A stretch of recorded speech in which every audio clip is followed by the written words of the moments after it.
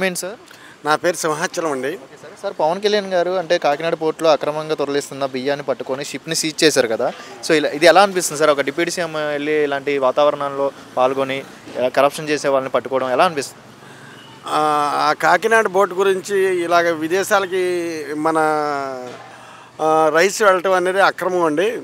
దాన్ని స్పందించి పవన్ కళ్యాణ్ గారు తీసుకుంటాం వల్ల అది అందరికీ మేలు జరుగుతుంది.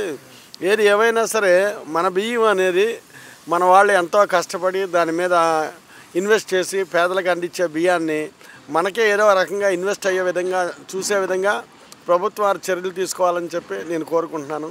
ఈ విషయంలో పవన్ కళ్యాణ్ గారు తీసుకున్నటువంటిది చాలా మంచిది అనిపించింది.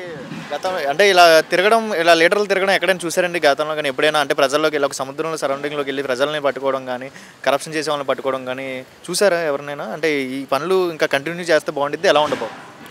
ఇదే విధంగా ప్రతి ఇన్వెస్టిగేషను ప్రతి దాంట్లోనూ చేస్తే చాలా రకంగా బాగుంటుంది, అందరికీ అందుబాటులో ఉంటుందని చెప్పి ఈ గవర్నమెంట్ ఇంకా ముందు సర్వజనులకు ఉపయోగపడుతుందని నా అభికాంక్ష. అంటే భయం అనేది ఏర్పడిద్దా? గవర్నమెంట్ నుంచి ఏ లీడర్ అయినా పట్టుకుంటారు, కరప్షన్ చేస్తే ఇబ్బంది పడతారు అని భయం అనేది ఏర్పడిద్ది అంటారా తప్పు చేసే వాళ్ళకి? తప్పు చేసే వాళ్ళు తప్పనిసరిగా భయం అనేది ఏర్పడుతుంది. ఎట్టి పరిస్థితుల్లోనూ గవర్నమెంట్ అనేది పట్టుకున్న తర్వాత ప్రాసిక్యూషన్ చేసి వాళ్ళకి శిక్ష అనేది విధిస్తుంది, దాంట్లో సమస్య లేదు. డిప్యూటీ సీఎం పవన్ కళ్యాణ్ అనే వ్యక్తిని నమ్మచ్చు అంటారా? 100% వారిని నమ్మచ్చు, డిప్యూటీ పవన్ కళ్యాణ్ గారిని. ప్రజెంట్ రూలింగ్ ఎలా అనిపిస్తుంది? ఎంత పర్సెంటేజ్ ఇవ్వగలరు ప్రజెంట్ కూటమి ప్రభుత్వం మీద? ఎంత పర్సెంటేజ్ ఇవ్వగలరు? కూటమి ప్రభుత్వం మీద అయితే మాకు అన్ని విధాలుగా పవన్ కళ్యాణ్ గారు స్పందించే విధంగా పవన్ కళ్యాణ్ గారి మీద 100% మాకు నమ్మకం ఉంది. ఇంకా పనులు పరంగా ఆగిపోయినాయి, సూపర్ 6 ఇంకా ఆగింది, ప్రజలకు ఇంకా దగ్గరలో లేరు అంటున్నారు. వస్తాయంటారా మంచి రోజులు? అంటే కావాల్సిన ఇస్తారంటారా? ఈ మాటల వరకే అంటారు? మాటలేం కాదు, చేతలు చూపెట్టే గవర్నమెంట్లో పవన్ కళ్యాణ్ గారు ముందంజలో ఉన్నారు. వారికి మా శుభాకాంక్షలు. వారు ఎల్లప్పుడూ కూడా ఇలాగే స్పందించి ప్రతి ఒక్కరికి ఉపయోగపడాలని, అలాగే మాలాంటి సీనియర్ సిటిజన్స్ కూడా స్పందించి మాకు కూడా ఏదైనా న్యాయం చేయాలని చెప్పి వారిని మేము కోరుకుంటున్నాం. సార్ ప్రస్తుతం పవన్ కళ్యాణ్ గారు కాకినాడ పోర్టులో అక్రమంగా తరలిస్తున్న బియ్యాన్ని పట్టుకున్నారు కదా, షిప్ని సీజ్ చేశారు కదా, ఎలా అనిపిస్తుంది సార్? ఈ సముద్రంలోకి వెళ్ళి ఇలా కరప్షన్ చేసే వాళ్ళని పట్టుకోవడం ఎలా అనిపిస్తుంది? ఒక డిప్యూటీ సీఎం పొజిషన్లో ఉండి తిరుగుతున్నారు కదా. ఇది కొంతమంది ఈ అక్రమ రవాణా గురించి డిప్యూటీ సీఎం పవన్ కళ్యాణ్ గారికి మెసేజ్ పెట్టడంగా వెంటనే ఇమ్మీడియట్గా స్పందించి ఆయన కాకినాడ పోర్టుకి వెళ్తే అక్కడ అక్రమంగా రవాణా చేస్తున్న ఇది కనపడింది. పెద్ద షిప్ ఉంది, ఆ షిప్కి తీసుకెళ్ళమని ఈ అధికారుల్ని ఆదేశిస్తే అక్కడికి తీసుకెళ్తానికి కూడా ఈయన్ని తప్పించడం కోసం అక్కడక్కడే తిప్పి ఏంటయ్యా ఎక్కడెక్కడే తిప్పుతున్నారని ఆయన గట్టిగా ప్రశ్నిస్తే అప్పుడు తీసుకెళ్లారు ఆ షిప్ దగ్గరికి.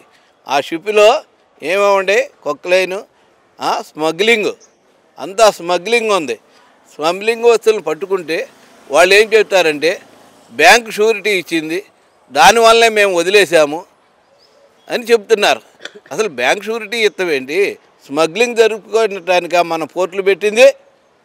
ఈ ఎదవల కోసం ఈ ద్వారపూడి చంద్రశేఖరు అక్రమంగా గత 5 సంవత్సరాలు వీళ్ళు చేసిన దందాల మూలానే ఇప్పుడు కూడా కూటమి ప్రభుత్వం వచ్చిన తర్వాత 2-3 నెలలు ఆగి మళ్ళీ మొదలేశారు వీళ్ళు ఈ అక్రమ దందాలు అన్నీ పోగు చేసి కొక్లైను, స్మగ్లింగు ఇవన్నీ కూడా చేస్తున్నారు.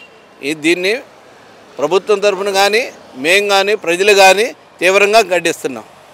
సార్ పవన్ కళ్యాణ్ లాంటి వ్యక్తిని ఇలాగ ప్రజల్లోకి వెళ్ళి తిరగడం ఎక్కడైనా చూసారా? ఇలాంటి వ్యక్తిని ఇలా డిప్యూటీ సీఎంగా ఉండి కరప్షన్ చేసే వాళ్ళని పట్టుకోవడం ఎక్కడైనా చూసారా ఇలాంటి లీడర్ని?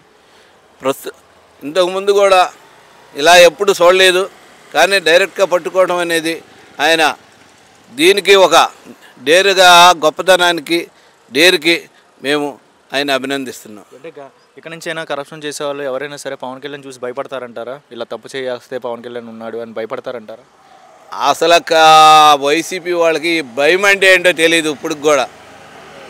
ఇక ముందు కూడా వాళ్ళు ఎలా తప్పించుకోవాలో వాళ్ళు ఆలోచిస్తారు, కానీ ఇవన్నీ వాళ్ళకి ఏకతో సమానం. ఒక మాటలో చెప్పాలంటే వాళ్ళు మాత్రం భయపడరు, వెనక దగ్గరు.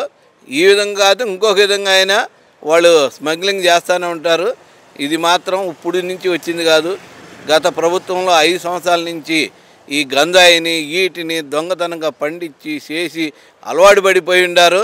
ఈ స్మగ్లింగ్ విదేశాల నుంచి తీసుకొస్తాం, మన దేశాల నుంచి ఈ రేషన్ బియ్యం తరలించడం ఇలాంటివన్నీ చేస్తున్నారు. ఈ వైసీపీ ప్రభుత్వం నాయకులు ఇంకా మారడం, వీళ్ళకి బుద్ధి రాలేదు. బుద్ధి వచ్చేదాకా మన ప్రభుత్వం వాళ్ళని వెంటాడి వేటాడి పట్టుకోవాలి అని తెలియజేస్తున్నాం.